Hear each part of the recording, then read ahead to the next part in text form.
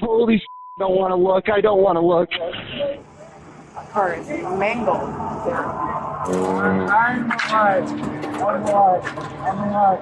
I'm alive. Oh, damn. I hit somebody. I know.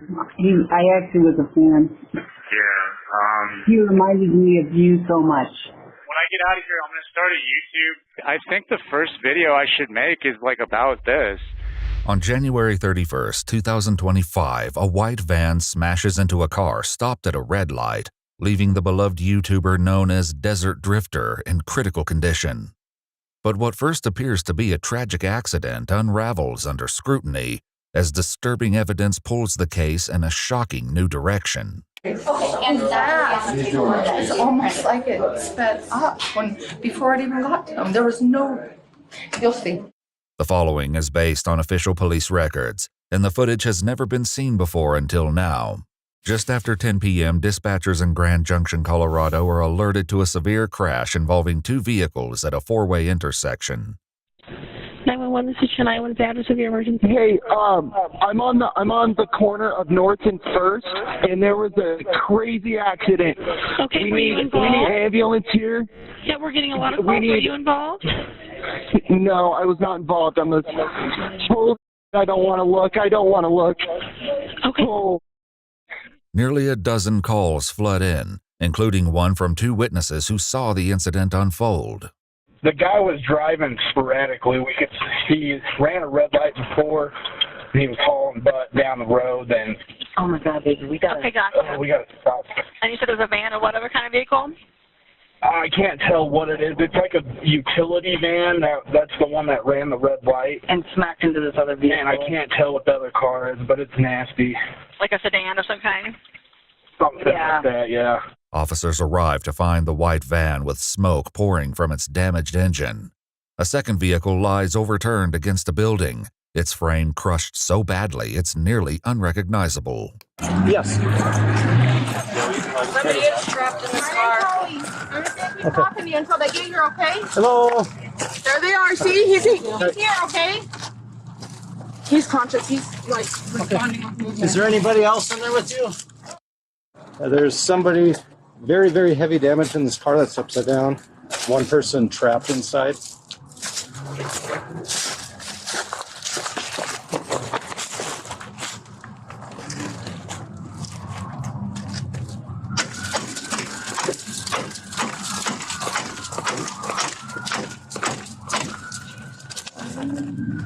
Can you hear me in there?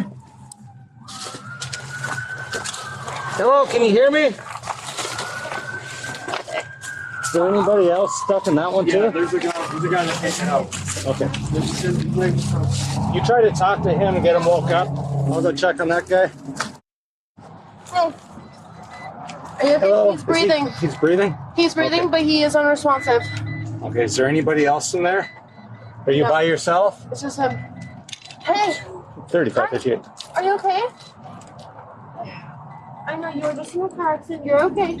You're okay. You're gonna be okay. Can you? We're gonna need at least 2 ambulances.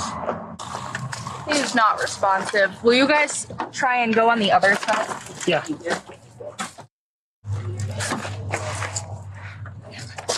Not gonna be able to get that open.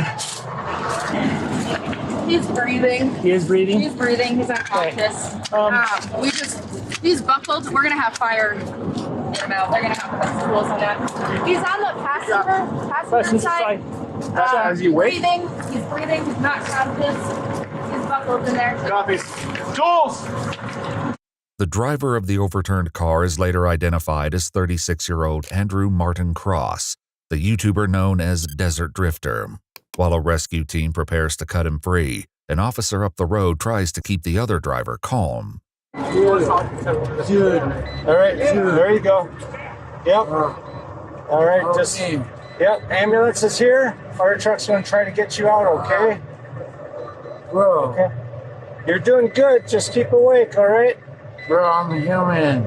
What's that? I'm a human. Yeah, you're doing good. I know, dude. You're doing good, okay? Bro, I'm human. All right, you wanna get in there? Home. The driver of the van is identified as 37-year-old Ragnar Nicholas Nick Crystal, a U.S. Army veteran. The front end of his van is completely crushed, and the dash and steering wheel has effectively pinned him to the driver's seat. Firefighters utilize a spreader, a powerful hydraulic tool, to lift the dash and free him from the wreckage. Guys! Alright, there we go. Yeah.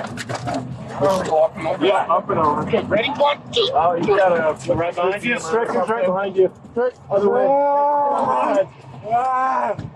There we go, Nick. Alright. There we go. Let's get a C-collar and get lines ready.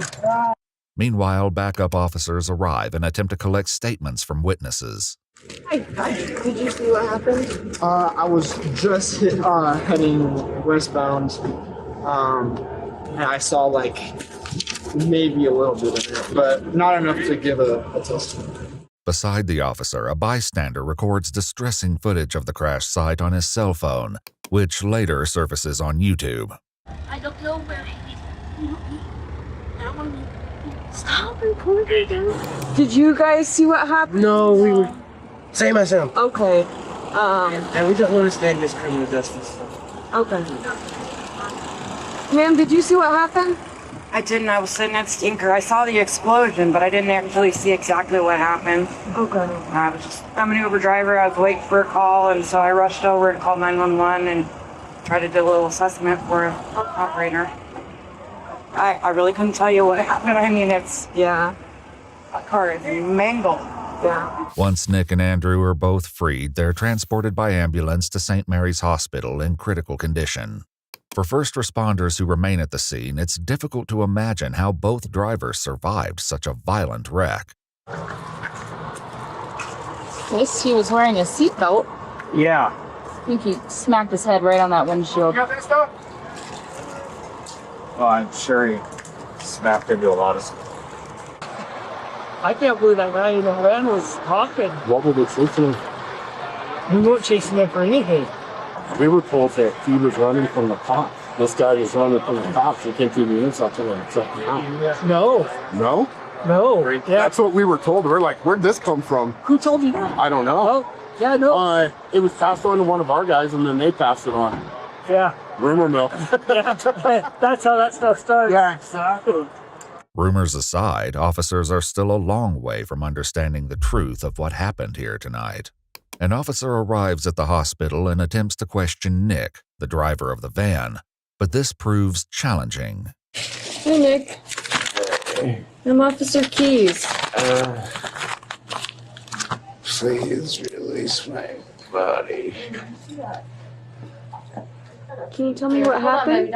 Don't grab there. Why is it my fault? I didn't say anything. I just asked you what happened.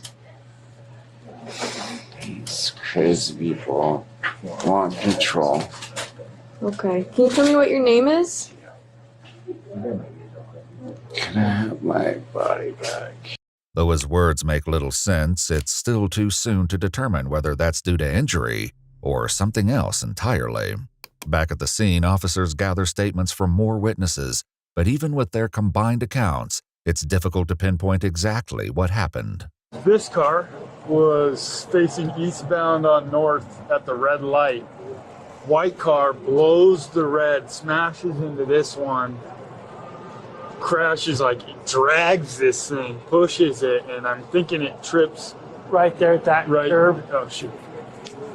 That right there hits that, spins or flops over, and that guy continues, and he could see, I'm assuming the tire's either on its rim or was trying to brake because these big old gouge marks. Nearly 2 hours after the crash, Andrew's wife Evelyn arrives at the scene. She would later explain that Andrew was on his way home from backpacking and filming for his YouTube channel at Bears Ears National Monument. When he never made it back, she tracked his phone to the intersection. Andrew was just 4 minutes from home. At the hospital, an officer answers what few questions she can from Evelyn as she relays the information to Andrew's family over the phone. Do you know how fast the person was going? A little over the speed limit. A little over the speed limit, so probably speed limit's like 30 there. Yeah. Is there any other information you can share with me? No, that's all the officers can share. It was not his fault. It was not his fault, is all that they can confirm, which just pisses me off. According to public updates posted by the family, Andrew underwent surgery at the hospital to control bleeding in his brain, and his condition stabilized. Traffic cameras captured the moment his Subaru Outback came to a complete stop at the red light. 7 seconds later, the white cargo van plowed into the back of his vehicle, sending it barreling through the intersection. Andrew's father later made a guess at how fast the van was really traveling through the 35-mile-per-hour zone. Am I out of the ballpark if I suspect that he was hit from the rear at something approaching 80 miles an hour? Yes, you'd be right on. However, these angles failed to capture the van in the crucial seconds before impact. Later, surveillance videos from nearby businesses, combined with recovered crash data, would paint a far clearer picture. We can just hope right now and hope the miracle happens and Andrew survives this. By February 6th, 1 week after the crash, Andrew's family shares an update. Though he has no spinal damage, a CT scan shows increased bleeding and several small strokes on the left side of his brain. He's kept under sedation to give his brain time to rest. Meanwhile, Nick is recovered enough to answer questions from investigators. Do you have a broken pelvis or something somebody was saying or something? Yeah, they had to cut open my stomach like C-section, and they had to cut down my leg just to get at my hip bone to jam it back into the socket. Is that a bone down there? I got stitches like Jack from that Christmas movie. Oh, wow. So what's the last memory you have, like I said, before the crash? My gas pedal, the mat that's underneath it, I guess got stuck on it. I bent down to pick it off of it, and the next thing I know, I'm like, bam! And all my stuff is flying around. I'm in extreme pain, and for a freaking rug, dude. I don't remember anything after crashing into them. Is that they were just stopped? Really? They were just stopped at a red light. So, yeah. How old are they? What? I can't answer that, but close to you, sir. Oh, for that. Yeah, it's a very sad situation for everybody involved. According to police records, technicians noted during the van's inspection that the accelerator pedal had been snapped off. After reviewing crime scene photos, the mat also appeared to be partially bent up on both sides after the wreck. While it is possible the mat became stuck, observations made by medical staff after Nick arrived at the hospital point to a more concerning possibility. Any drugs, alcohol, or any other distractions that night, sir? No, so since I don't have a phone and my leg was visibly out of my skin, I didn't know how to cope and wait. So I drank a bunch of shots just sitting in my vehicle just to try to mitigate with something I'm still struggling with right now. Okay. So are you talking after the crash? After, yeah. Oh, after the crash, you started drinking a bunch of shots? Yes. Oh, okay. Okay. All right. But nothing before? No. The pain was so freaking intense that it's and I knew I didn't have a way to call you guys because I don't have a phone. Right. And so I was trying to do everything I can to be like, help me, right. Come on, somebody call the cops, please help me. And drink because how much pain I was in. Okay. During the van's inspection, a white trash bag was found containing numerous small bottles of alcoholic beverage containers that were either empty or nearly empty. The bag itself contained a dark brown liquid substance that smelled, quote, foul, such as vomit. Investigators would return to this subject later after obtaining his hospital records. For now, investigators continue gathering evidence while monitoring Andrew's condition. On February 18th, his father shares that he's been taken off sedation and is breathing with minimal ventilator support. That's where we are. We'll keep you posted. No, please keep me 100% posted. Yeah. I know this. I can't, like I said, I don't have a lot of words for your family right now. But I've been looking at my own son, honestly, you know, a lot different. He's 16, going to be 17 soon, you know, and every time he leaves the house now or anything driving, like, your family is, you know, on my mind, and I'm sorry. So Yeah, no, I appreciate it. Andrew is still in the ICU on February 21st when Nick is finally discharged from a VA hospital. He's promptly intercepted by police officers and arrested on a vehicular assault warrant. Before heading to jail, he's brought in for an interview.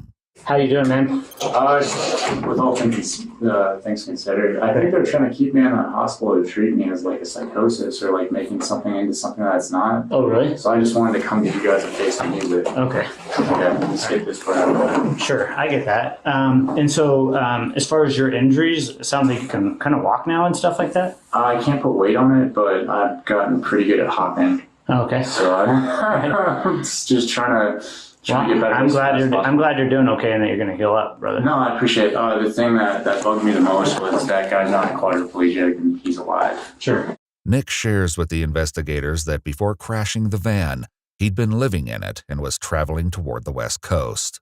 As of recently, I lost both my cats and I was just trying to go to the Native American ruins just to like keep my mind distracted. But that's been something that I really need is like a career or a job you go into, like a purpose in life. Interestingly, many of the videos on the Desert Drifter YouTube channel feature Andrew visiting ancient ruins and prehistoric sites. According to a video posted by his wife Evelyn, exploring these landscapes left Andrew with a, quote, sense of peace and purpose. I came back to a country that said 9/11 was a scam and, you know, it's like we were murderers and all kind of stuff. So it was really hard to get help and meet anybody knowing that I was a veteran, especially in like super liberal states. Okay. They were had a lot more animosity. So I was just trying to drive around until I found a state that accepted a veteran just trying to get back on his feet. Claiming he has little memory of the crash, Nick listens as the officer walks him through what they saw on the traffic cameras. When it hit, right, you guys went across the intersection, you shoved the other vehicle, goes... Feel it. Yeah, no, I'm sorry. No, you're fine. No, take your time. No, it's fine. And so it shoves into that light pole on the southeast corner there. And then from there, your van continues eastbound along the sidewalk, comes to rest in an upright position, and the other vehicle overturned, unfortunately, from there, okay? He then returns to a familiar story, one that quickly falls apart under scrutiny. It was like being in a dream. Nothing seemed real. Like I was in complete shock. All I could feel was pain radiating all through my body. Okay. I didn't know what to do. I keep emergency shots in my I have like emergency kit with like Band-Aid and stuff. Okay. And so I keep shooters in there. And I just remember drinking them and throwing them out the window. As imaginative as his explanation might be, it's in direct conflict with witness statements and what's clearly observed in body cam footage. Breathing. He's breathing? He's breathing, but he is unresponsive. Did you ever see him eat or drink anything while they were in front of you? No, for the majority of the time he was unconscious. Okay.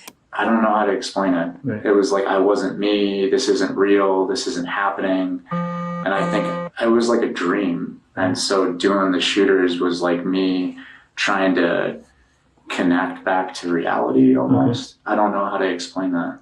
Hospital records would later reveal that Nick had a blood ethanol level of 0.201 when his blood was drawn at the hospital at 1:45 a.m., nearly 4 hours after the crash. Detectable amounts of fentanyl and THC were also found in his bloodstream.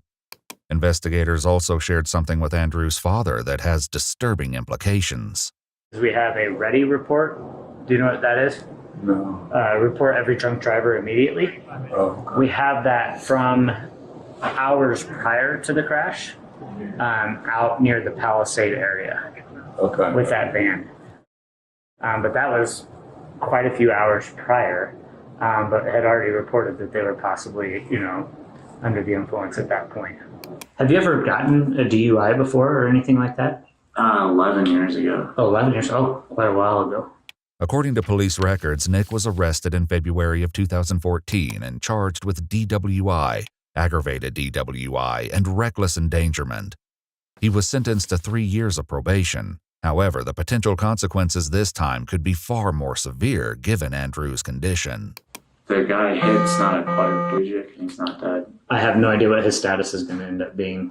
I mean, he's still at the hospital, right? And he's still not doing very well at all. But I don't know what his end result will be. He's not alert. He's not awake. And so I spoke to his father. I've spoken to his wife a few times. And so we're just trying to put it all back together, what actually happened that night. The only thing, like I said, that I know for sure, based off of the video, is that he was just stopped at a red light when you hit the back of his vehicle. Maybe this thing has changed the course of what your purpose looks like. I don't think I would have ever forgiven myself. Like, I think this probably is what needed to happen. Even if this incident changes the course of Nick's life for the better, Andrew's father would likely disagree that it was worth the cost of what happened to his son. How are you doing? I can't imagine. It's messed up. Like it should not happen. No, it should never have happened. No, it's not even explainable really. And it's not in any way. Like, so there's, when I've dealt with a lot of crime in my 19 years, right? There's sometimes where people are victims, right? And then there's victims, right? And this is one where it's just 100% he is a victim every way.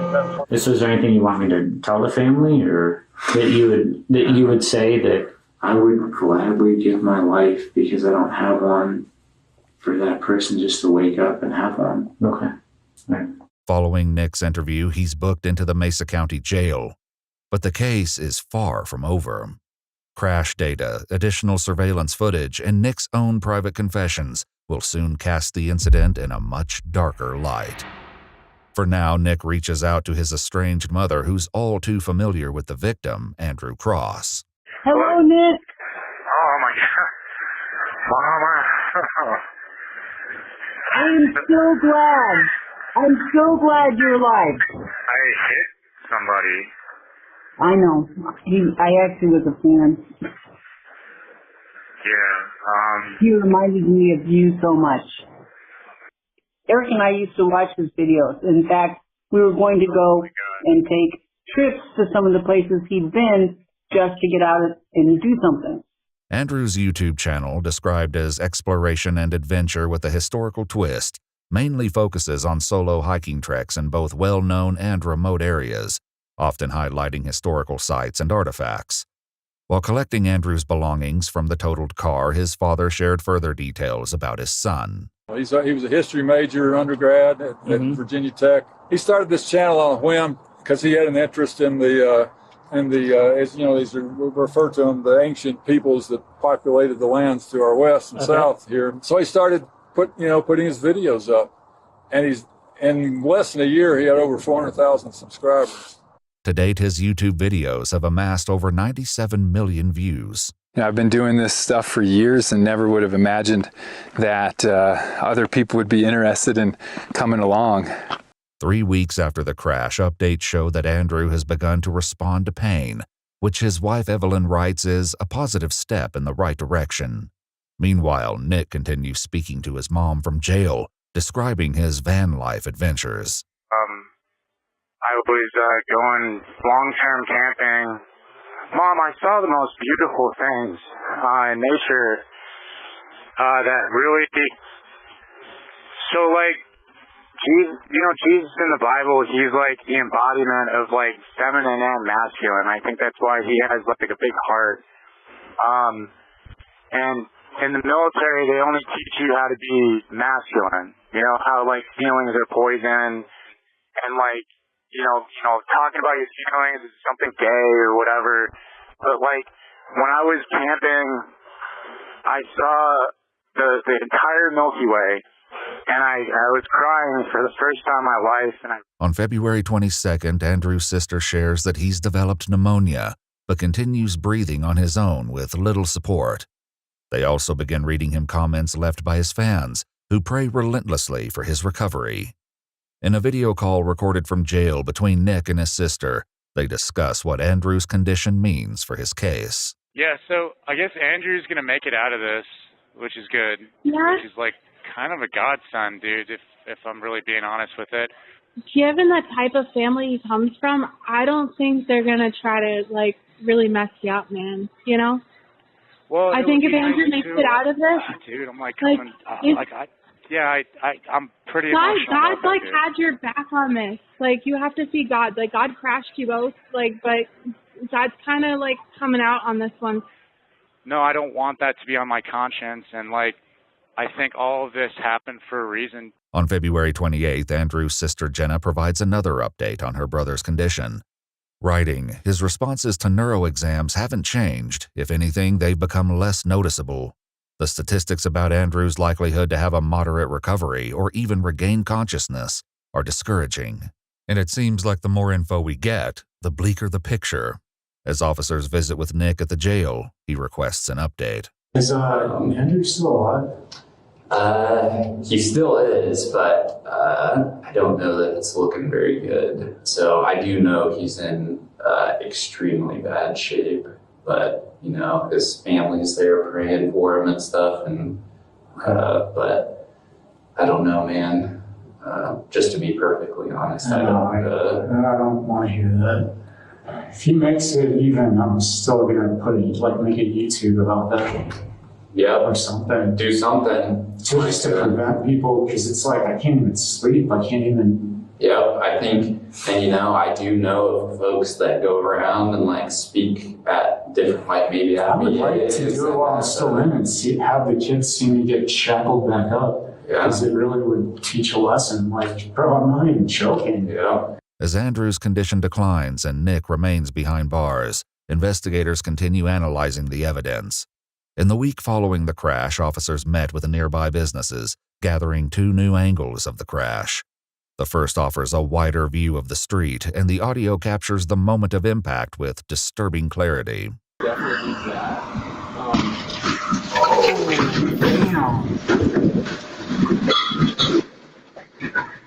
The footage reveals that once the van struck Andrew's car, it carried it down the street until it collided with a light pole, causing it to roll over as it landed against the building. Another nearby business caught a similar angle, but one disturbing detail stands out. And then this crazy van coming from way far away. And that is almost like it sped up before it even got to him. There was no, you'll see. In video footage recorded on an officer's phone, the van can be seen gaining intense speeds before smashing into Andrew's car at the stoplight. According to crash data, Nick was traveling at 80 miles per hour 5 seconds before impact. In the final tenth of a second, his speed climbed to 82, indicating he accelerated just before the collision. After learning the exact speeds at which his son was struck, Andrew's father shared a calculation with the investigating officer.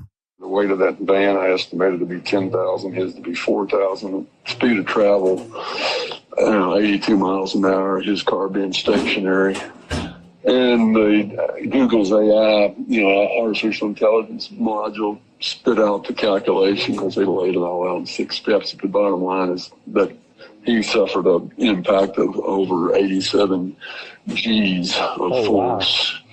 The report also notes that a stuck floor mat would not explain this acceleration, and that a reasonable driver would have applied the brakes. Despite all the data, nothing could explain what compelled Nick to speed up before striking Andrew's car. I've been through some tough stuff, dude, and I didn't have a means to react because I have insecurity issues and PTSD, this kind of. And so, I don't know if my subconscious took over that night as, Dr. Jekyll and Mr. Hyde, but, I don't remember anything, dude. Yeah, I'm tired of even hearing that because of who was targeting me for so. No, it's fine. It's hilarious. While it's unclear exactly who Nick believes was targeting him, he spoke further on the topic with his mother. There's some YouTuber bragging to the internet saying she was hacking my phone. It's it was a pretty traumatic 7 years ever since meeting Ross. And instead of doing hard drugs or becoming a criminal, I did everything I could to keep my sanity. And what happened with Andrew was a complete mistake. I never intended that to happen. Of course not. Dude, I was on the phone with the government, and I was like accurately pointing out their emotions on a phone as they felt them, even reading their minds. And I became such a controversy that there's thousands of people on the internet that were calling me the beast from the Bible, dude. And while discussing the crash with his mother, a crucial detail in Nick's story suddenly changes. I had edibles for, like PTSD or whatever to go to sleep at night, and I hadn't drank in a year. It wasn't me drinking on my own because I'm sad. There was somebody that came up to my van that offered me, they had a big bottle of Jägermeister, and that's the last thing I remember. And then I remember waking up in the hospital, just lost and alone, Mom. Okay. And so when somebody offered me a drink, I took it because it was another human being who, I'm alone, I'm by myself, offered a good thing to me, or so I thought, and I kind of forgot my problems with alcohol, Yep, I do. But now I get it. In a cruel twist of irony, Andrew's father shared that his son once worked with a group that provides support for struggling adults, including those who are suffering from PTSD. They're in Utah nearby, then they're an outdoor, registered or whatever you have to be, accredited outdoor therapy program for people with primarily drug addictions they're trying to kick, but also some alcohol. I have a lot of people in my life that love me, but I didn't love myself. And I couldn't forgive myself for everything that I didn't want to talk about. And it kind of ended up like this. Okay. And you guys are right. You're right about everything. I didn't know how to open up to you guys. I didn't know how to talk to you. And it was better to drown my problems in probably every bottle I ever drank, alone by myself with no friends. But I think this kind of needed to happen because the last time we ever talked was when I got my first DWI. Yeah. And I think it's ironic. The only thing that I want is for that guy that I've hit to make it through. As he continues sharing with his sister, Nick reveals the plans for his own future. There were so many thousands of people demanding that I got a gift, and they couldn't figure out where it came from, whether it was a brain injury or somebody's looking over me. And I think all of this needed to happen. And I have an idea of what I want to do when I get out. Maybe to make a YouTube, but I wanted to make tents and sell them because I kind of got into sewing. But just to travel with that message too, just have free coffee and be like, hey, if you don't buy anything, I've been lonely for a long time and I admit it, and it would be good to just have coffee with somebody. But if you want to buy my stuff, that's cool too. You're a multifaceted person. I can't see you saying one Nick. Gemini. Well, then help me make it and then be a part of the channel. You know what I'm saying? Why not? Yeah. That'd be really cool. And I think the first video I should make is about this. But while Nick dreams of a future in the spotlight, Andrew continues to decline. On March 2nd, 1 month following the crash, Andrew's sister announces the family's difficult decision to remove him from life support, following multiple strokes affecting important parts of his brain. She writes, "We know that a life dependent on machines is not what Andrew wants." It had to be exactly this way. It had to be a guy that you would have loved. If it had just been some schmuck, maybe this wouldn't have hit so heavy, but he's a good dude, man. Dude, I was in court and when they didn't know if he was going to make it or not, and they said his wife, we left her voicemails and we might need to push this. I'm trying not to go there, but we might need to push this to a manslaughter. I've cried all through court, dude. On March 4th, 2025, 36-year-old Andrew Martin Cross passed away in the company of his wife, family, and friends. Before his death, Andrew's best friend and dad tirelessly dug through the wreckage of Andrew's car to find his camera in the hopes of salvaging his footage. Right? He's got a camera that's on a pole that he does a lot of filming with. Yeah. And wait a minute here. He uses that one. Yeah, he uses that. Do you know what it looks like? Yeah, it looks like your body cam. Kind of small. On a stick? On a stick. Yeah. Well, the interesting thing is we found in that van earlier, and I wonder if when they were scooping things, if they threw it in there. Probably. Oh, yeah. So wait, just a minute. Let me go over there. Let me see. They're missing a 3D camera, and they're describing it as that one that we saw here, John. That 3D one? Yeah, cool. I think I got it, John. Wow. Yeah. Is that his? That's awesome. Yeah, that's his. Wow. Heck yeah. That's great. Thanks, guys. Yeah. Miraculously, the equipment was still functioning enough to download the footage. Evelyn uploaded the final adventure of her husband to his YouTube channel in October of 2025. Nothing but shenanigans, my friends. I'm glad you were with me. I could feel your presence. As Nick faces upgraded charges in the wake of Andrew's death, he recalls a near-death experience in which he was given an unexpected warning. Like, I was at peace, but, like, Grandma was trying to explain to me, like, you can't leave a debt unfulfilled, especially when you take somebody's life. Once I pay the price for my crime, which is Andrew, in a court of law, I don't owe any, I'm not a sinner. I didn't, it's like, it's when you do crimes against people and you run away from it, that's when you're a sinner. That's when you're a liar. That's when you're a manipulator. But if you get punished here on earth, then it's settled. On October 8, 2025, Ragnar Nicholas Crystal pleaded guilty to vehicular homicide while driving under the influence as part of a plea agreement. In December of 2025, he was sentenced to 10 years in the Colorado Department of Corrections, followed by 3 years of parole. If you'd like to see select new videos early and help us keep uncovering case files that rarely come to light, you'll find extra footage and unseen details on our Patreon. Channel memberships here on YouTube also include early access to select new videos.